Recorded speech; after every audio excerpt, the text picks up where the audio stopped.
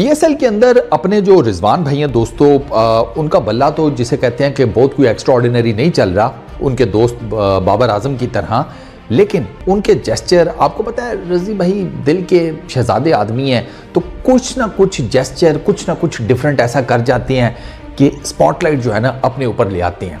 कल जब उन्होंने माशाल्लाह से लाहौर कलंदर्स की टीम को पीएसएल से बाहर किया, अब जो हैट्रिक कंप्लीट करेंगे वो पीएसएल से बाहर ही किसी लोकल लाहौर के ग्राउंड में जाकर खेलकर किसी टीम को हरा कर तो वो अपने आप को पीएसएल का टाइटल दे लें, लेकिन जो ओरिजिनल पीएसएल है वो तो अब किसी और टीम के पास जाएगा, वो लाहौर कलंदर्स के पास नहीं रहा।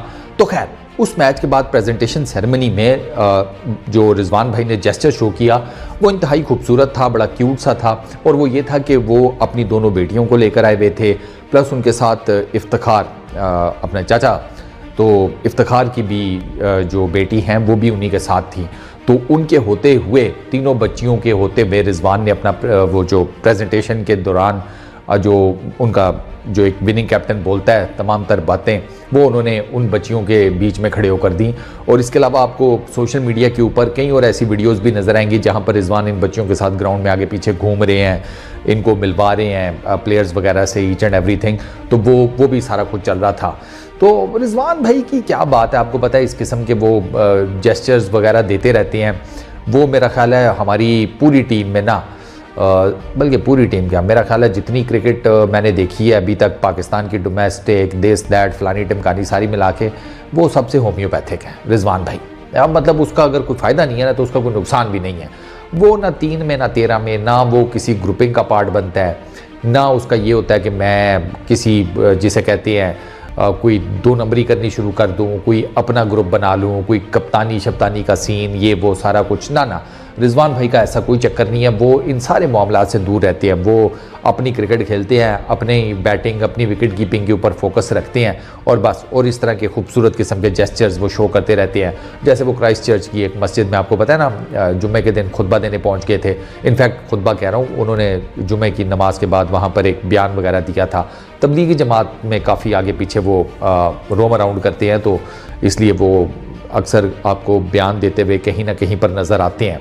तो रिजवान भाई का ये सारा मामला भी चल रहा है। बाकी दिल के बहुत अच्छे आदमी हैं। उसका अंदाज़ा आप इस बात से लगा लें कि बाबर आजम जो कि उनके साबका कप्तान हैं, उनको अभी भी वो कप्तान ही कहते हैं या कप्ताना कहते हैं, और बस उनको एक ही बाबर आजम से रिलेटेड टेंशन है कि इज़ा ब्याह कदूँ होएगा, मतलब इसकी शादी कब होगी। और रिजवान भाई के सर पे अभी सिर्फ यही एक टेंशन है कि यार सारी दुनिया शादी कर रही है, अगर बाबर आजम भी कर ले तो क्या ही बात है।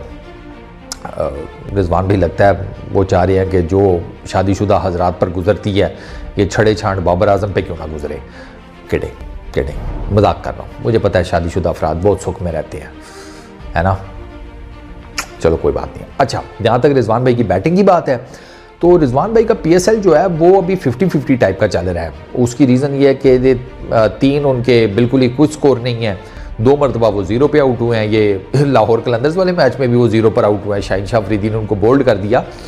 तो उसके अलावा एक उन्होंने 80+ किया हुआ है, एक कोई उन्होंने 50 भी की हुई है, एक उनका 40+ का स्कोर है, और बाकी 3 स्कोर जो हैं वो ऐसे ही हैं। तो रिजवान भाई का ना अभी पीएसएल को थोड़ा 50-50 चल रहा है। प्रॉपर वो जिसे कहते हैं ना हार्ड हिटिंग किस्म की फॉर्म में वो नज़र नहीं आते। होपफुली आने वाले कुछ मैचेस में वो आ जाएं, क्योंकि फिर तो प्लेऑफ्स शुरू हो जाएंगे। तो रिजवान भाई को वो भी देखना है। हाँ, अगर आप कप्तानी की बात करें तो कप्तानी उनकी बड़ी ज़बरदस्त जा रही है, इसमें कोई शक नहीं। वो अपनी टीम को बड़ा ज़बरदस्त किस्म का लीड कर रहे हैं, बड़े ज़बरदस्त बॉलिंग चेंजेस करते हैं। अपनी टीम को उन्होंने बड़ा ज़बरदस्त किस्म का जल इन किया हुआ है।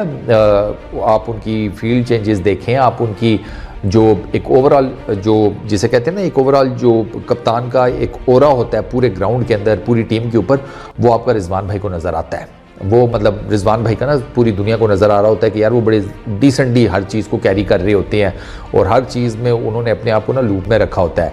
ये वो चीज़ है जो शाहीन शाह अफरीदी ने इस दफ़ा मिस की है। वो कहीं पर भी एज ए कप्तान नहीं नज़र आ रहा। लिटरली शाहीन शाह अफरीदी कहीं पर भी एज ए कप्तान नहीं नज़र आ रहा। मैं आपको बताऊं कि मुझे तो ये लग रहा है कि शाहीन शाह अफरीदी इस पीएसएल में उसका सिर्फ यही था कि भाई मैं किसी तरीके से ना अपनी बॉलिंग परफॉर्मेंस बेहतर कर लूँ। मेरा एनालिसिस है, मे भी गलत भी हो सकता है, लेकिन मुझे तो ऐसे ही नज़र आया कि उसको शाहीन शाह अफरीदी को सबसे ज़्यादा अपनी परफॉर्मेंस की पड़ी हुई थी।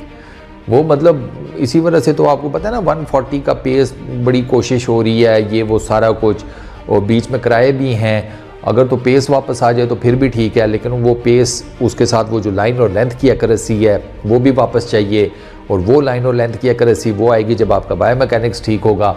तो शाहीन शाह अफरीदी के लिए इस पर्टिकुलर टाइम में मसाइल बहुत ज़्यादा हैं, और ऊपर से वो जो PSL आ रही हैं, मैं हैरान था। मैंने लाहौर के लोगों के, लाहौर कलंदर्स के फैंस के मैंने वो देखे, जिसे कहते हैं शॉर्ट इंटरव्यूज़ टाइप, वो जो माइक लेके लोग लगे होते हैं मैच के बाद, उसमें वो यार रगड़ रहे थे लाहौर कलंदर्स को और शाहीन को, और उनमें से कईयों का तो कहना था ठीक है शुक्र है बाहर हुए हैं, मतलब इनकी ना कोई परफॉर्मेंस है ना कप्तान कुछ कर रहा है। तो लाहौर के फैंस भी, उन्होंने भी रगड़ा लगाया हुआ था शाहीन को भी और लाहौर कलंदर्स को भी।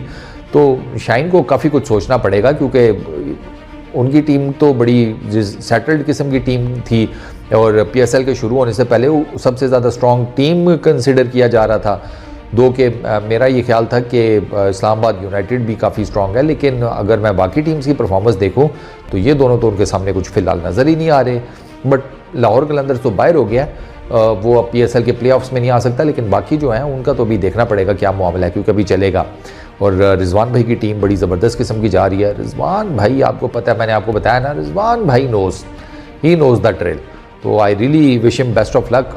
अच्छे बंदे हैं, मैं चाहता हूँ कि और तरक्की करें, PSL में भी रन्स करें, आगे पाकिस्तान के लिए हर फॉर्मेट में रन्स करें, क्योंकि उनके रन्स डेफिनेटली मैटर करते हैं, क्योंकि वो अटैकिंग क्रिकेट खेलते हैं ना, तो उनके रन्स पाकिस्तान के लिए मैटर करते हैं, और उन्हीं के रन्स की बेस के ऊपर पाकिस्तान कई मैचेस पीछे जीता भी हुआ है। So best of luck to him, best of luck to Multan Sultans. इस वीडियो में इतनी दोस्तों, अपना बहुत ख्याल रखना यार। नेक्स्ट वीडियो में मुलाकात होगी। Peace out.